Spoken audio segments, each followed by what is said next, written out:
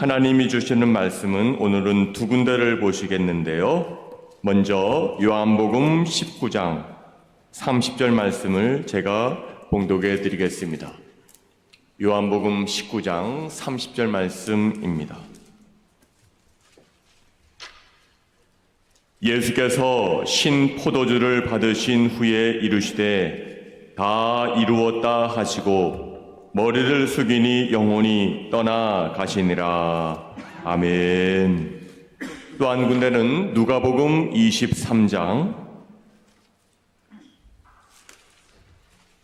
46절을 보십니다. 누가복음 23장 46절 말씀도 제가 읽겠습니다. 예수께서 큰 소리를 불러 이르시되 아버지, 내 영혼을 아버지 손에 부탁하나이다 하고 이 말씀을 하신 후 숨지시니라. 아멘. 오늘은 예수님께서 십자가 위에서 7마디 말씀을 하셨는데 그에 대한 마지막 시간으로 6번째와 7번째는 과연 어떠한 말씀을 하셨는지에 대해서 알아봄으로 우리가 은혜를 나누고자 합니다. 예수님께서 십자가상에서 6번째 하신 말씀은 우리가 익히 본문에서 읽어본 것처럼 다 이루었다 이렇게 말씀하셨고, 7번째 말씀은 아버지, 내 영혼을 아버지 손에 부탁하나이다 이렇게 말씀하셨습니다. 자, 첫 번째 6번째 말씀에 관해 다시 한번 우리가 보겠는데, 오늘 본문 요한복음 19장 30절 말씀을 다시 한번 읽어보겠습니다. 시작. 예수께서 신 포도주를 받으신 후에 이르시되 다 이루었다 하시고 머리를 숙이니 영혼이 떠나 가시니라. 아멘.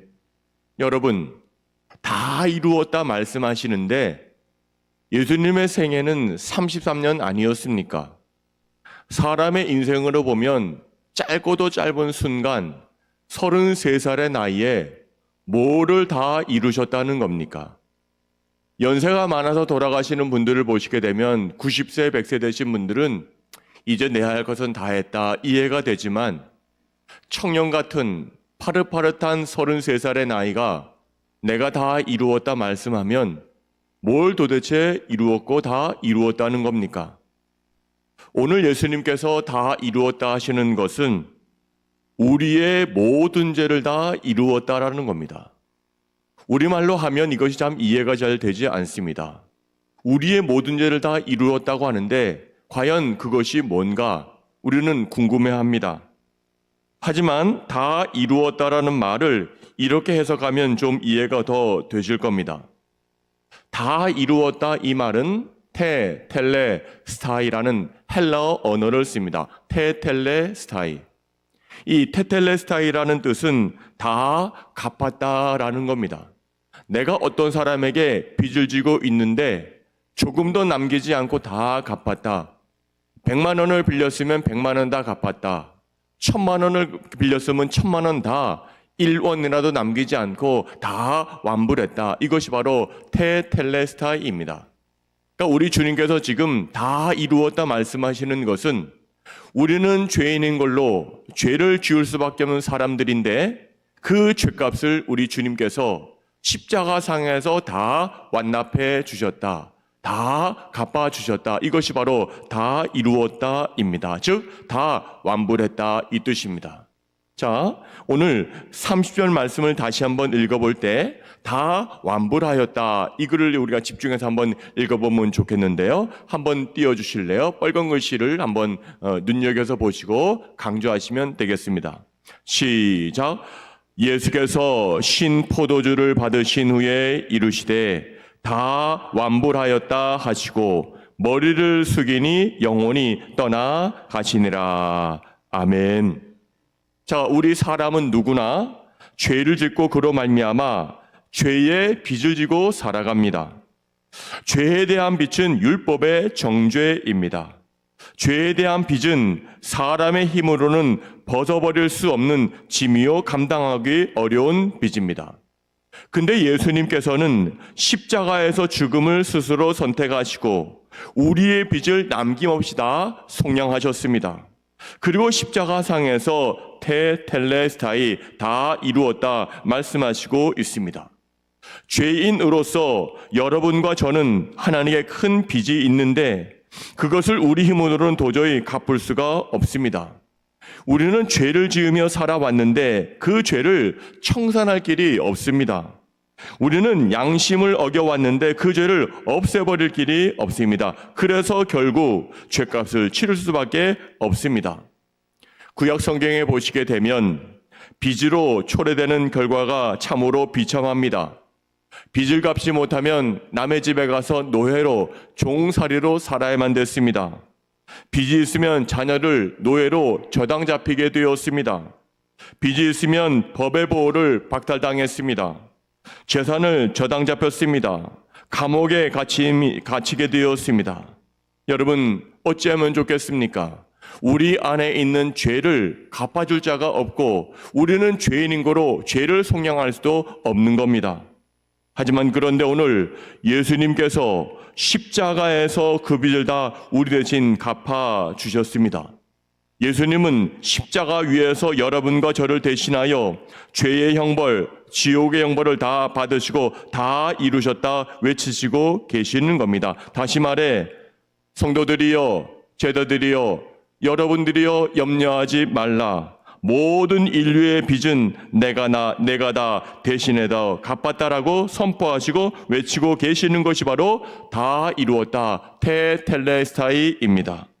여러분, 이 시간 주님께서 십자가 위에서 여러분들의 모든 죄의 빚을 청산하셨음을 믿으시기 바랍니다. 그러면 마귀가 찾아와서 다시는 여러분을 죄인이라고 비난할 수 없음을 믿으십시다. 더 나아가 죄책감은 물론이거니와 모든 죄의 형벌이 여러분을 괴롭힐 수 없음을 믿어야 할 것입니다. 왜 그렇습니까? 오늘 예수님께서 십자가 위에서 자기의 목숨으로 다 지불하시고 다 이루었다 테텔레스타이라고 외치셨기 때문에 그리 한 겁니다. 자, 다 이루었다, 이것을 진심으로 믿는 성도에게 그 사람이 진짜인가를 알아보기 위해서 어떤 사람이 퉁명스럽게 이렇게 이야기합니다. 그러면 당신이 그렇게 구원받았다고 하는데 구원받으려고 하면 나는 어떻게 해야 됩니까? 어떤 사람이 퉁명스럽게 말을 뚝 던졌습니다. 조롱하면서 던진 겁니다. 헤이, 구원받으려면 어떻게 해야 돼? 이렇게 한마디 던진 겁니다. 그러자 믿음이 좋은 성도는 질문하는 사람이 진지하지 않음을 보고 신중하지 않음을 보고 그에게 그렇게 대답했습니다. 당신은 너무 늦었습니다. 당신은 구원받기에 너무 늦었습니다라고 아주 신중하게 대답을 해줬습니다. 그러자 그렇게 그 사람은 태도가 돌변하여서 깜짝 놀라면서 당황하면서 이렇게 말합니다. 안 됩니다. 나는 구원받아야 합니다. 제발 구원받는 길을 가르쳐 주십시오라고 간청했습니다. 그 믿음 좋은 성도가 빙그레 웃으면서 이렇게 말합니다. 늦었습니다. 이미 다 이루어졌습니다. 이렇게 말합니다. 늦었습니다. 이미 다 이루어졌습니다. 무슨 말입니까? 오늘 주님이 다 이루었다 말씀하시는데 다 이루고 있다가 아닙니다. 다 이루어 주실 것이다가 아닙니다. 현재도 아니요, 미래도 아닙니다. 우리가 예수 믿을 그 동시에 예수님은 우리의 죄를 다 용서하시고 우리의 죄를 다 속량해 주시고 우리를 구원시켜 주셨다는 겁니다. 이것이 바로 다 이루었다 그 뜻입니다. 사랑하는 여러분, 이제 우리가 지불해야 될 죄의 빚은 남아있지 않습니다. 예수님께서 다 이루셨기 때문입니다.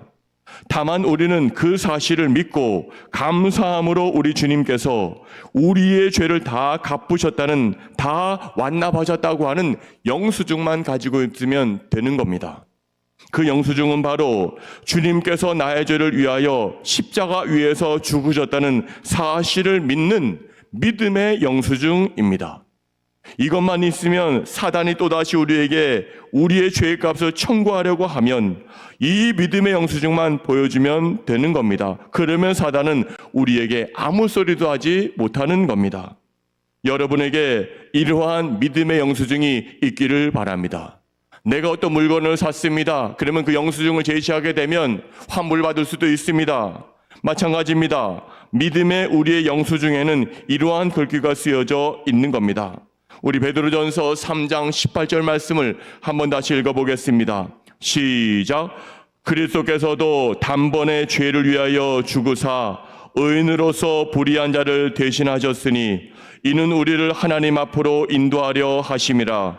육체로는 죽임을 당하시고 영으로는 살리심을 받으셨으니 아멘. 의인으로서 불의한 우리를 대신하셨습니다. 사랑하는 여러분, 우리 주님께서는 목숨을 십자가에 내어주심과 동시에 우리의 모든 죄를 다 완불해 주셨습니다. 이 죄는 우리가 과거에 저질렀던 죄, 지금 우리가 짓고 있는 죄, 아니 미래에 짓게 될 죄를 다 완불하시는 것이 바로 테텔레스타이, 다 이루었다의 뜻입니다. 오늘도 십자가상에서 6번째로 말씀하신 다 이루었다 하심으로 말미암아 우리에게 구원의 완성을 선포해 주신 그 예수님을 찬양한 이 아침이 되시기를 바랍니다. 7번째 말씀은 한번 우리 읽어볼까요? 누가복음 23장 46절 말씀을 다시 한번 읽습니다. 시작. 예수께서 큰 소리를 불러 이르시되 아버지, 내 영혼을 아버지 손에 부탁하나이다. 아멘. 아버지, 나의 영혼을 아버지 손에 부탁합니다. 마지막 말씀을 하시고 운명하셨는데 그 바로 직전에 어떠한 일이 일어났습니까? 오늘 본문 앞에 보시게 되면 누가복음 23장 45절 말씀 보시면 이렇게 말씀하십니다. 성소의 휘장이 한가운데가 찢어졌더라. 성소의 휘장이 한가운데가 찢어졌다. 보십시오. 예수님께서 십자가에서 돌아가시기 직전에 성소의 휘장이 한가운데가 찢어진 겁니다. 그렇다면 예수님께서 돌아가시기 직전에 성소의 휘장이 그렇게 찢어진 이유가 뭡니까? 여기서 성소의 휘장이라는 것은 성소 안에 보시게 되면 성소와 지성소로 나뉘어지게 됩니다. 그 성소와 지성소 사이에 큰 가림막, 커튼이 하나 있었는데 그것이 바로 휘장입니다. 그 휘장은 높이가 한 15m 정도, 아파트 높이로 보게 되면 한 5층, 4층 그 높이가 바로 그 휘장의 높이였습니다. 우리 천장의 높이가 한 8m, 9m, 10m 정도 되는데 이보다 더 높은 높이의 길이로 휘장이 쳐져 있었고 그 천막에 그 휘장의 두께는 장장 10cm입니다. 여러분 1020cm라면 굉장히 두꺼운 것 아닙니까? 어찌 보면 벽처럼 느껴졌을 것입니다. 그런데 그것이 마태에 의하면 세로로 위로부터 아래로까지 쫙 찢어졌습니다. 이 당시는 유월절 절기를 지키기 위하여 예루살렘에 많은 사람들이 모여있을 그 당시에 그 성소와 지성소를 가로막고 있던 그 휘장이 찢어졌을 때 사람들은 덜컹했을 것입니다. 큰 소리로 들었을 것입니다. 과연 저 징조가 어떤 징조인가? 저 징조는 결코 좋은 징조는 아닐 것이라고 사람들은 생각했을 겁니다. 여러분, 제가 1층에서 사무실에서 업무를 보고 있다가 2층이 본당에서 쾅쾅 소리가 나서 올라와 봤는데 이 강대상이 쪼개져 있든지 이 말씀 전하는 이게 반으로 나눠졌다고 하면 나는 그렇게 생각할 겁니다. 이건 좋은 징조는 아니다. 맞습니다. 사람들이 예견한 처럼 우리 주님이 운명하시는 그 순간에 십자가에서 돌아가시는 그 순간에 이 강단의 이 휘장이 쫙 반으로 쪼개진 겁니다. 여러분, 오늘 예수님은 십자가 위에서 점점 힘을 잃어 가셨지만 마지막으로 크게 외치신 겁니다. 아버지, 내 영혼을 아버지 손에 부탁하나이다. 몇 주 전에도 말씀드린 것처럼 우리 주님이 이렇게 말씀하시는 것은 성경을 응하게 하심이라라는 말씀을 드렸습니다. 마치 이 말씀도 성경을 응하게 하시기 위하여 주님이 이 말씀을 하시고 계시는 장면입니다. 따라서 아버지, 내 영혼을 아버지 손에 부탁합니다. 라는 이 예수님의 유언적인 말씀은 일찍이 다윗이 시편 31편 5절에서 이렇게 말씀하는 것을 주님이 인용하시고 계시는 겁니다. 한번 읽어볼까요? 시작. 내가 나의 영을 주의 손에 부탁하나이다. 진리의 하나님 여호와여 나를 속량하셨나이다. 아멘. 다윗이 여러 원수로 인해서 고통 중에 있을 때, 고난 중에 영혼과 몸이 쇠하여 있을 때 하나님의 공의에 의탁하며 구원을 요청했던 말씀이 바로 이 말씀입니다. 내가 나의 영을 주의 손에 부탁하나이다. 진리의 하나님 여호와여 나를 속량하셨나이다 라고 말하는 것처럼 우리 주님도 지금 아버지 내 영혼을 아버지 손에 부탁합니다 이렇게 절규하시고 구원을 요청하고 계시는 장면입니다. 예수님이 이렇게 십자가에서 마지막으로 공의로운 아버지께 자기 영혼을 부탁하시고 구원을 요청하셨습니다. 그리고 나서 적극적으로 자발적으로 죽음을 취하셨습니다. 자기를 사랑하는 아버지를 믿는 마음으로 하나님께 다시 살아나게 하실 것이라는 믿음으로 양들을 위하여 목숨을 버리시고 운명하신 것이 바로 이 장면입니다. 아버지, 내 영혼을 아버지 손에 부탁하나이다. 자, 그렇다면 우리 주님이 십자가상에서 7마디 말씀을 하시고 이렇게 운명하신 가장 결정적인 이유가 뭐겠습니까?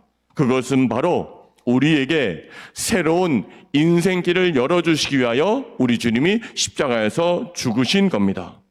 새로운 길은 하나님께 나아가는 길이요 참으로 살 길입니다. 그렇다면 그 길은 구체적으로 어떤 길입니까? 한번 저를 따라해 보실까요? 그 길은 영생의 길입니다. 그 길은 은혜의 길입니다. 자, 사순절을 맞이하여 5번째 주일을 맞이하여 하나님께서 우리에게 주시는 음성이 여기에 있습니다. 우리들의 지금까지 죄를 지어서 막 괴로워하고 있지만 우리 주님이 십자가에서 달려 돌아가셨다는 소식을 들으면 그것을 믿으면 우리에게 새로운 인생길이 시온의 대로처럼 활짝 열려질 줄로 믿습니다. 왜냐하면 우리 주님께서 요한복음 14장 6절에서 이렇게 말씀하셨기 때문에 그리한 겁니다. 예수께서 이르시되 내가 곧 길이요 진리요 생명이니 나로 말미암지 않고는 아버지께로 올 자가 없느니라 말씀하셨습니다. 여러분, 우리 주님이 누구십니까? 길이 되십니다. 진리가 되십니다. 생명이 되십니다. 그런데 중요한 것은 헬라어 원어나 영어 성경을 보면 여기에 정관사가 분명히 붙어 있습니다. 그냥 길이 아닙니다. 그냥 진리가 아닙니다. 그냥 생명이 아닙니다. 그 진리, 그 생명, 그 은혜, 바로 그 길, 그 진리라는 겁니다. 사랑하는 여러분, 예수님은 하나님께 나아가는 유일한 길, 오직 한 길이십니다. 예수님은 천국에 들어가는 유일한 통로가 되십니다. 그래서 너무나도 유명한 말씀 사도행전 4장 12절은 이렇게 고백하고 있습니다. 시작. 다른 이로서는 구원을 받을 수 없나니 천하 사람 중에 구원을 받을 만한 다른 이름을 우리에게 주신 일이 없음이라 하였더라. 아멘. 여러분, 예수님만이 참길이십니다. 예수님만이 진리의 길입니다. 예수님만이 우리에게 영생을 주시는 그런 복된 길입니다. 예수님을 따라가면 우리는 천국에 도달할 수가 있는 것입니다. 이 길을 따라가는 사순절 다제주를 경건하게 지키는 여러분들의 삶이 되시기를 바랍니다. 어떤 선교사가 아프리카 오지로 선교를 갔습니다. 정글 속으로 들어가고 밀림 속으로 들어가서 그 사람들에게 복음을 전해야 되겠는데 난처해졌습니다. 길도 보이지 않습니다. 정글에 나무가 가득해서 사람들을 만날 수가 없고 마을을 찾아갈 수가 없습니다. 그 현지인 고용 청년을 한 명 가이드를 삼아서 그를 불러서 나를 좀 안내해 달라고 했습니다. 그래도 그 청년이 좋다고 하면서 쭉 앞으로 가면서 선교사님 나를 따라오세요 이렇게 합니다. 깊은 정글로 들어가는데 아무리 가도 길이 보이지가 않습니다. 나무가 가득가득한데도 이 가이드는 그냥 가는 겁니다. 두려워졌습니다. 무서워졌습니다. 정말 이 길로 가면 마을이 나와? 이 길로 가면 사람을 만날 수 있어? 물으니까 그 청년 가이드가 하는 말이 아주 그렇습니다.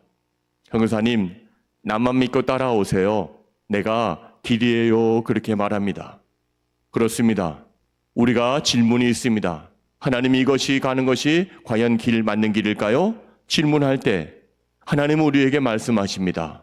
내가 길이니까 나만 따라와라 말씀하고 계십니다. 십자가만 따라오면 너가 망하지 않고 십자가만 따르면 너가 천국에 이를 수 있다라고 우리에게 말씀해주고 계십니다. 오늘 주님께서 휘장 가운데 열어놓으신 영생의 길로 담대히 나아가는 저와 여러분들 되시기를 간절히 축복합니다. 사랑하는 여러분, 주님께서 주신 십자가는 로마인들이 당시 식민지에 속한 백성들을 형벌할 때 가장 흉하게 엄벌하는 사형집행 도구였습니다. 예수님은 그 십자가 위에서 말씀하시고 죽으셨습니다. 아버지, 내 영혼을 아버지 손에 부탁합니다. 가장 흉악하고 가장 처절한 방법에 의해서 예수님이 우리를 대신하여 죽으신 겁니다. 예수님께서 십자가에서 죽으심은 자신을 위한 죽음이 아니라 우리를 위한 죽음이셨습니다. 우리 때문에 죽으신 겁니다. 공자가 사람들이 생각할 때 훌륭한 스승이라고 생각합니다. 맞습니다. 석가는 도를 깨달아 수생들의 모범이 될 뿐이었습니다. 마호메트는 유명한 한 다른 사람의 죄를 대신 지는 십자가 죽음은 없었습니다. 예수님은 원래 부유한 자였습니다. 하지만 죄인들을 위하여 가난하게 되셨습니다. 가난하게 되심으로 모든 인류를 부욕해 하셨습니다. 예수님은 영광의 보좌를 버리시고 이 땅에 오셨습니다. 뿐만 아니라 죄값으로 영원히 죽어야 할 우리에게 새 생명을 주시기 위하여 십자가 위에서 자신의 생명까지 아낌없이 내어 주셨습니다. 이사야는 주전 700년경에 이렇게 미리 예수님께서 이런 모습을 오실 것이라고 우리에게 예고해 주고 있습니다. 한번 읽어보겠습니다. 이사야 53장 5절 말씀 시작. 그가 찔림은 우리의 허물 때문이요 그가 상함은 우리의 죄악 때문이라. 그가 징계를 받음으로 우리는 평화를 누리고 그가 채찍에 맞음으로 우리가 나음을 받았도다. 아멘. 예수께서 십자가에서 죽으신 것은 예수님의 잘못이 아니었고 예수님은 죄가 없으신 분이셨지만 우리를 위하여 대신 죽으신 겁니다. 십자가는 죄인에게는 죄를 용서하고 의인으로 만들어 주시는 겁니다. 십자가는 하나님을 등지고 살던 사람에게 하나님을 아버지 되게 하는 겁니다. 십자가는 잘못 살던 사람들을 회개케 하고 본 위치로 돌아오게 만드는 겁니다. 우리는 남은 사순절 기간 동안에 십자가를 깊이 묵상하면서 뜨거운 감격이 있어야 할 것입니다. 십자가는 죄인을 의인 만들어 천국에 갈 수 있도록 천국 사다리 역할을 하는 겁니다. 목수가 나무를 보면 큰 집을 지을 생각으로 대들보나 기둥을 생각하게 될 것입니다. 과일 농사를 하시는 분들은 그 나무를 보면 잘 열매를 맺으면 좋겠다라고 열매를 생각하실 겁니다. 길 가던 나그네가 뜨거운 태양볕에서 수고하고 노력하고 있을 때, 지쳐 있을 때 나무를 보면 그늘 밑에 가서 쉬고 싶은 그 마음이 들 것입니다. 우리는 과연 나무를 볼 때 어떤 것이 생각나야 되겠습니까? 오늘 말씀드린 대로 우리가 십자가를 생각하고 우리가 바라봐야 되지 않겠습니까? 여러분, 예수님께서 십자가에서 운명하시기 전에 성소와 지성소를 가로막고 있던 그 두꺼운 휘장이 찢어졌습니다. 휘장이 찢어졌다는 것은 주님의 몸이 찢어졌다는 것인데, 주님의 몸이 찢어졌다는 것은 주님의 생명이 숨을 거두었다는 겁니다. 하지만 주님의 몸이 찢어짐과 동시에 우리에게 새로운 살 길, 영생의 길이 열린 겁니다. 그것이 구원과 진리와 은혜의 길입니다. 남아있는 사순절 기간 우리는 새로운 생명의 길을 걸어가야 합니다. 이 길은 꽃길보다 더 아름다운 길입니다. 오늘도 저 십자가 위에서 주님이 말씀하십니다. 아버지, 저들의 죄를 용서해 주세요. 아버지, 다 이루었습니다. 아버지, 내 영혼을 아버지 손에 부탁하나이다. 이 부르짖음이 있었기에 우리는 지금도 이 자리에 구원받은 자로서 서 있는 것입니다. 오늘 예수님께서 다 이루었다 말씀하시는 것은 구원의 완성을 말씀하시는 것이요. 아버지, 내 영혼을 아버지 손에 부탁하나이다. 이것은 주 자신의 영혼까지 하나님께 다 맡기는 주님의 부르짖음이었습니다. 오늘도 이 자리에서 하나님 앞에 예배드리는 우리 모두에게 구원의 은총이 임한 줄로 믿습니다. 기도하시겠습니다. 사랑과 은혜가 많으신 아버지 하나님, 우리가 오늘 6번째 말씀과 7번째 말씀을 상고해 봤습니다. 여기에는 하나님께서 우리의 구원을 완성시켜 주셨다는 것과 우리 영혼을 하나님에 맡기는 삶을 살겠노라고 있는 다짐의 고백이 여기에 있습니다. 우리 모든 성도님들이 이러한 구속의 은총, 구원의 은총을 받았사오니 구원받은 자답게 씩씩하고 훌륭하게 살아갈 수 있는 믿음의 권속들 되게 하여 주시옵소서. 우리가 주님께서 주신 똑같은 십자가를 지고 가는 것이 아닙니다. 우리는 나의 십자가를 지고 가야 될 것입니다. 십자가를 묵묵히 지고 갈 때 하나님의 마음을 헤아려 알 수 있는 우리 모든 심령들 되게 하여 주시옵소서. 예수님의 이름으로 감사하며 기도하옵나이다. 아멘.